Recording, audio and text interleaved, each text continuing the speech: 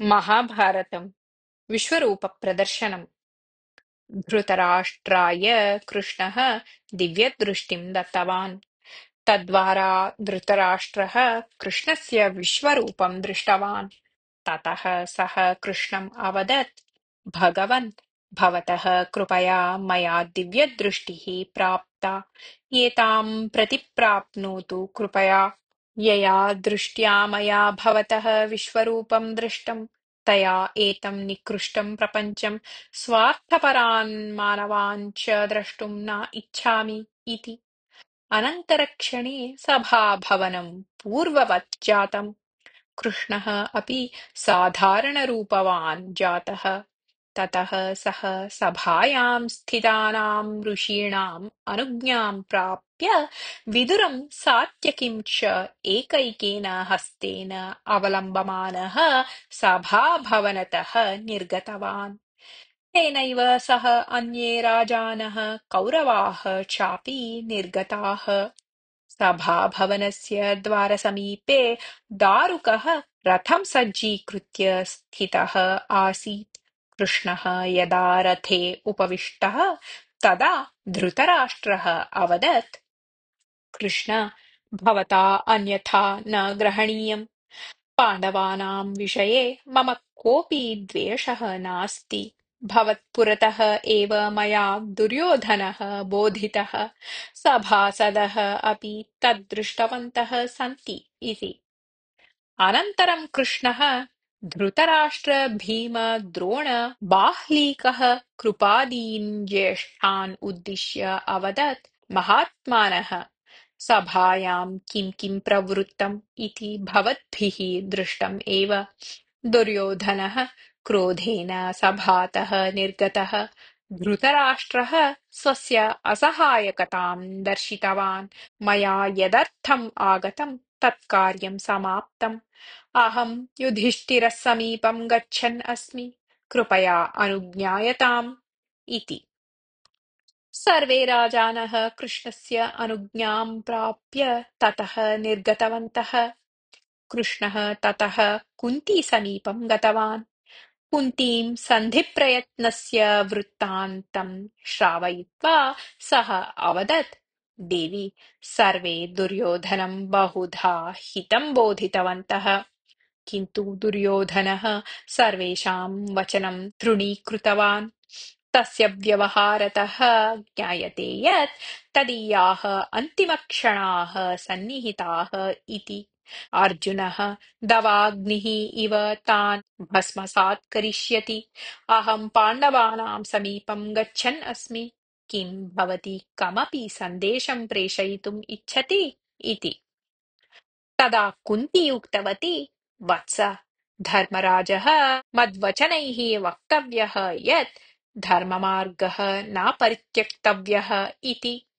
बाहुबलेन जीवनं क्षत्रियाणां धर्मः। तदर्थं हिंसा यदि सम्मुखीकरणीया भवेत् तर्हि तदपि सम्मतम् एव स्यात्। मया श्रुतं यत् पूर्वं कुबेरः मुचुकुन्दनामकाय राजर्षये समस्तं भूमण्डलं दातुम् इष्टवान् आसीत् इति। तदा मुचुकुन्दः भूमिस्वीकारं निराकुर्वन् उक्तवान् आसीत्, यत् राज्यं मया बाहुबलेन जीयते तदेव पर्याप्तं मह्यम् इति।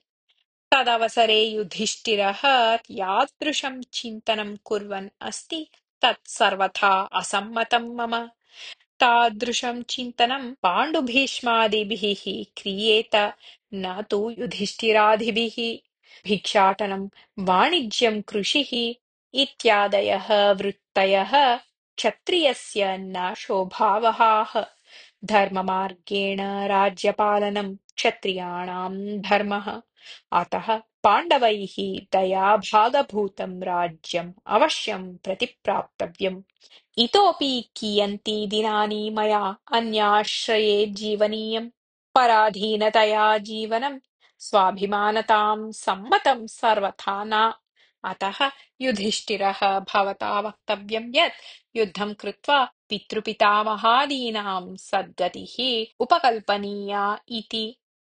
युधिष्ठिरः क्षत्रियोचितं व्यवहारं कुर्यात् इत्येव मम अपेक्षा इति। कृष्णः कुन्त्याः भवनतः निर्गत्य कौरवप्रमुखाणाम् अनुज्ञां प्राप्य सात्यकीकरणाभ्यां सह रथम् आरूढवान्। मध्ये मार्गं भोजनानन्तरं निर्जने प्रदेशे एकान्ते कृष्णः कर्णम् अवदत्। कर्ण, भवता वेदधर्मशास्त्रादयः अधीताः, अतः मया उच्यमानस्य अवगमने भवतः क्लेशः न भवेत्। कन्यागर्भतः उत्पन्नः कानीनः इति उच्यते। सा कन्या यं परिणयति सः एव पिता भवति कानीनस्यापि। भवान् कुन्तीगर्भात् कानीनपुत्रत्वेन उत्पन्नः, अतः भवान् पाण्डोः ज्येष्ठः पुत्रः। पितृकुलसम्बन्धितया पाण्डवाः, मातृकुलसम्बन्धितया वृष्णिवंशीयाः च भवतः बान्धवाः। यदि भवान् मया सह आगच्छेत् तर्हि सर्वे पाण्डवाः तत्पक्षीयाः राजानः च भवन्तं सादरं प्रणमेयुः। भवतः एव राज्याभिषेकः अपि स्यात्। भवान् यदि राज्याधिकारं प्राप्नुयात् तर्हि कुन्ती प्रसन्ना भवेत् इति। तदा कर्णः अवदत्, कृष्ण, भवता मद्विषयकाभिमानेन यत् उक्तं तत् श्रुतं मया। अहं पाण्डुराजस्य पुत्रः इत्यत्र नास्ति सन्देहः।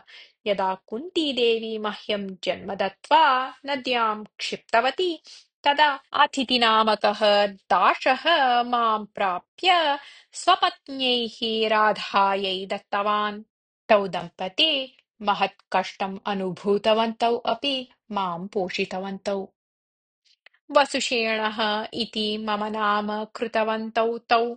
तत्परिवारीया काचित् कन्या मया परिणीता अपि। इदानीं मम पुत्रपौत्रादयः सन्ति। एवम् अहं तयोः परिवारसदस्यः अस्मि। या पोषितवती सा जन्मदात्रीतः अपि श्रेष्ठा। अतः राधा एव मम माता। कुन्ती जन्ममात्रं दत्तवती स्यात्, किन्तु मातृत्वस्य कर्तव्यं तु न निरूढवती।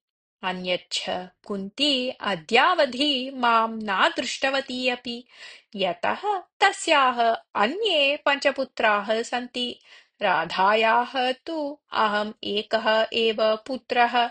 किम् अहं मातुः विषये कृतघ्नताम् आचरेयम्? कीदृशः अयम् उपदेशः भवतः? गतेषु त्रयोदशसु वर्षेषु अहं दुर्योधनस्य आस्थाने राजभोगं प्राप्तवान्। मम समर्थनं प्राप्य एव दुर्योधनः पाण्डवान् विरुध्य युद्धम् उद्घोषितवान् अस्ति। अर्जुनः मया एव संहरणीयः इति तस्यापि इच्छा। एतादृशे अवसरे भयेन लोभेन वा यदि अहं दुर्योधनस्य पक्षं परित्यजेयं तर्हि किं मां न निन्देत् लोकः? दुर्योधनविषये अहं नितरां कृतज्ञः अस्मि इति भवान् अपि जानाति एव। यदा सर्वे माम् उपेक्षया पश्यन्ति स्म तदा दुर्योधनेन आश्रयः दत्तः। तत्समये अपि भवान् मम जन्मरहस्यं जानाति स्म एव। कुतो वा तदा भवता तत् न प्रकाशितम्? अद्य अहं यादृशः अस्मि तस्य कारणं राधा दुर्योधनश्च। किम् अहं तयोः विषये विश्वासघातम् आचरेयम्? भवतः साहाय्यं प्राप्य पाण्डवाः निश्चयेन विजयशालिनः भवेयुः। यदि अहम् अग्रजः इति युधिष्ठिरः जानीयात् तर्हि सः राज्यं न स्वीकुर्यात्। यदि मया समग्रस्य जगतः एव आधिपत्यं प्राप्यते तर्हि अपि अहं तत्सर्वं दुर्योधनस्य एव पदतले अर्पयिष्यामि। अतः युधिष्ठिरः एव समग्रायाः पृथिव्याः शासकः भवतु नाम। अर्जुनं वदतु यत् मया सह युद्धार्थं योग्यसन्नाहः करणीयः इति।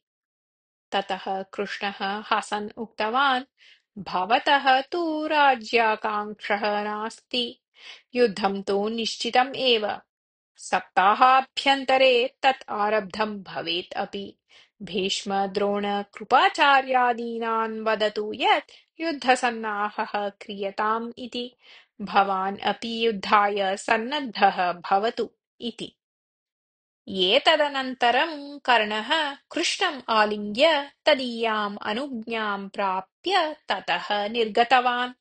कृष्णस्य निर्गमनस्य अनन्तरं विदुरः कुन्त्याः समीपं गत्वा अवदत्, मया यथा ऊहितं तथैव प्रवर्तमानम् अस्ति सर्वम् अपि। कौरव-पाण्डवयोः युद्धं लक्षशः जनानां प्राणहरणस्य कारणं भविष्यति। सन्ध्यर्थम् आगतः कृष्णः तु असफलतां प्राप्य प्रतिगतः इति। युद्धे भीष्मद्रोणादीनां मरणं नितरां घोरम् अप्रियं च इति कुन्ती अपि भावयति स्म। ज्ञानिनां वधात् यत् राज्यं प्राप्येत तस्य उपभोगात् अपि अकिञ्चनत्वेन जीवनम् अपि वरम् एव स्यात्। एतस्य सर्वस्य पृष्ठभूमिकायां कर्णस्य पात्रं सुमहत् अस्ति। सः पाण्डवानां मरणं सङ्कल्प्य दुर्योधनं युद्धार्थं प्रेषयन् अस्ति। तस्य मनः कथञ्चित् परिवर्तितं चेत् युद्धभीतिः अपगता स्यात् अपि इति विचिन्त्य कुन्ती गङ्गातीरं गतवती, यत्र कर्णः जपं करोति स्म। जपसमाप्त्यनन्तरं कर्णः उपस्थितां कुन्तीं दृष्ट्वा अपृच्छत्, अम्बा, एषोऽहं कर्णः, अभिवादये। केन उद्देशेन अत्र आगता भवति? मत्तः किमपि साहाय्यम् अपेक्ष्यते भवत्या इति। वत्स, भवान् मम पुत्रः, न तु राधायाः। वस्तुतः भवान् न सूतवंशीयः। भ्रातॄणां सहवासात् वञ्चितः अस्ति भवान्। दुर्योधनस्य निमित्तं पापकार्याणि क्रियमाणानि सन्ति भवता। अर्जुनः स्वशक्त्या यानि राज्यानि जितवान् तानि उपायेन वशीकृतवान् अस्ति दुर्योधनः। धृतराष्ट्रपुत्रेभ्यः तानि राज्यानि प्रतिप्राप्य भवान् चक्राधिपतिः भवतु। बलरामकृष्णौ इव भवान् अपि अर्जुनस्य प्रियः भवतु। भवान् अर्जुनश्च यदि सङ्गतौ भवतः तर्हि भवन्तौ जेतुं कोऽपि न शक्नोति। भवद्भ्यां साधयितुम् असाध्यम् अपि किमपि न भविष्यति इति उक्तवती कुन्ती। एतत् श्रुत्वा कर्णः अवदत्, अम्ब, भवत्याः वचनम् अङ्गीकारार्हं सर्वथा नास्ति। मद्विषये भवत्या तादृशं महत्पापम् अनुष्ठितं यच्च शत्रुणा अपि न क्रियते। उत्पन्नं मां जले क्षिप्तवती भवती। क्षत्रियकुले जातोऽपि अहं सूतगृहे प्रवृद्धः। अद्यावधि अहं जीवामि वा न वा इत्यपि न विचारितं भवत्या, किन्तु अद्य स्वार्थहेतुना मां बोधयितुम् उपस्थिता भवति। एतदवसरे यदि अहं पाण्डवपक्षम् आश्रयेयं तर्हि जनाः मां भीरुं वदेयुः। युद्धं तु घोषितप्रायम्। इदानीम् अहं मां यदि पाण्डवभ्रातरं वदेयं तर्हि सर्वे राजानः किं मां न उपहसेयुः। धृतराष्ट्रपुत्राः मह्यम् आश्रयं दत्तवन्तः, माम् आदरेण दृष्टवन्तः च। किमहं तेषां विषये कृतघ्नताम् आचरेयम्? मम शक्तिम् अपि परिगणय्य युद्धं निश्चितम् अस्ति। प्राणान् पणीकृत्य मया प्रत्युपकारः करणीयः। अतः अहं मत्पुत्राः च दुर्योधनसहायकत्वेन एव युद्धं करिष्यामः। पुत्रमरणभीत्या भवती मत्समीपम् आगता अस्ति। भवतीं पूर्णतः निराशां कर्तुं न इच्छामि। अर्जुनात् ऋते पाण्डवेषु अन्यं कमपि न संहरिष्यामि। अर्जुनस्य संहारः तु मया क्रियते एव। तदा एव मम शक्तेः सार्थकता। यदि युद्धे अहम् अर्जुनं संहरेयं तर्हि अपि भवती पञ्चपुत्रवती स्थास्यति एव। यतः पञ्चमः अहं जीवितः भविष्यामि तदा। यदि अर्जुनः मां मारयेत् तर्हि अपि पञ्चपुत्रत्वस्य न कापि हानिः। भवत्याः षट्पुत्रत्वं तु न सम्भवति इति। कुन्ती अश्रूणि श्रावयन्ती कर्णम् आलिङ्ग्य वत्स, कौरवाणां नाशः स्यात् इति तु विधिसङ्कल्पः। चतुर्णां भ्रातॄणां संहारः न क्रियते इति यद्भवता प्रतिज्ञातं तत् कदापि न विस्मर्तव्यम्। कीर्तिमान् भव इति उक्तवती। कर्णः कुन्तीं साष्टाङ्गं प्रणम्य ततः निर्गतवान्। कुन्ती अपि स्वनिवासं गतवती। हस्तिनापुरतः उपप्लव्यम् आगतः कृष्णः पाण्डवान् प्रवृत्तं समग्रं निवेदितवान्। पाण्डवाः महता कुतूहलेन कृष्णस्य आगमनं प्रतीक्षमाणाः आसन्। कृष्णः दुर्योधनस्य उद्धतव्यवहारं, धृतराष्ट्रस्य कपटतां, कुन्त्याः मनः क्लेशान् च विस्तरेण उक्तवान्। कर्णेन सह एकान्ते यः वार्तालापः प्रवृत्तः तम् अपि युधिष्ठिरम् उक्तवान् सः। द्रोण कृप भीष्मपितामहादीनाम् असहायकता अपि तेन कथिता। ततः युद्धनीतिविषये सर्वे सम्भूय समालोचनं कृतवन्तः। तदनन्तरं कृष्णः विश्रान्त्यर्थं स्वनिवासं गतवान्। रात्रौ पुनः युद्धसन्नाहविषये चर्चा प्रवृत्ता। पाण्डवानां सैन्ये 7 अक्षौहिणी आसीत्। एकैकस्याः अक्षौहिण्याः एकैकः सेनापतिः निश्चितः। विराटः, द्रुपदः, धृष्टद्युम्नः, भीमः, शिखण्डी, सात्यकिः, चेकितानः च सेनापतित्वेन नियुक्ताः। एतेषु सप्तसु महासेनापतिः कः भवेत्? महासेनापतिः भीष्मसदृशः समर्थः भवेत् इति उक्तवान् धर्मराजः। तदा सहदेवः विराटस्य नाम सूचितवान्। नकुलः द्रुपदस्य, अर्जुनः धृष्टद्युम्नस्य, भीमः शिखण्डिनः च नाम सूचितवन्तः। तदा युधिष्ठिरः उक्तवान् यत् कृष्णः यत् नाम सूचयति तदेव अङ्गीकरवाम इति। कृष्णः दृष्टद्युम्नस्य नाम सूचितवान्। दृष्टद्युम्नः महासेनापतित्वेन चितः इति वार्ता यदा प्रसृता तदा पाण्डवसैन्ये आनन्दतरङ्गाः प्रसृताः। शङ्काः दुन्दुभयः च वादिताः। समुद्रोपमा पाण्डवसेना ततः प्रस्थिता। सेनायाः अग्रभागे भीमः, नकुलः, सहदेवः च आसन्। अभिमन्युः, उपपाण्डवाः, दृष्टद्युम्नः, पाञ्चालाः च तान् अनुसृतवन्तः। सेनायाः मध्यभागे युधिष्ठिरः आसीत्। विविधानि वाहनानि, आयुधसङ्ग्रहः, वैद्याः, परिचारकाः चापि सेनायाम् आसन्। द्रौपदी दासदासीभिः सह उपप्लवे एव स्थितवती। पाण्डवाः प्रस्थानात् पूर्वं गोसुवर्णादीनां दानेन ब्राह्मणान् सन्तोष्य तेषाम् आशीर्वादं प्राप्तवन्तः। सेनायाः पृष्ठभागे विराटः, कुन्तिभोजः, दृष्टद्युम्नपुत्रः, चेकितानः, धृष्टकेतुः, सात्यकिः, कृष्णः, अर्जुनः च प्रस्थितवन्तः। सेनायां 40,000 रथाः, 2,00,000 गजाः, 5,00,000 पदातयः, 6,000 अश्वाः च आसन्। महासेना एषा कुरुक्षेत्रं प्राप्य शङ्खोद्घोषं कृतवती। सैनिकाः परमानन्दिताः सन्तः सिंहनादेन दिशः आपूरितवन्तः। अनुवर्तते।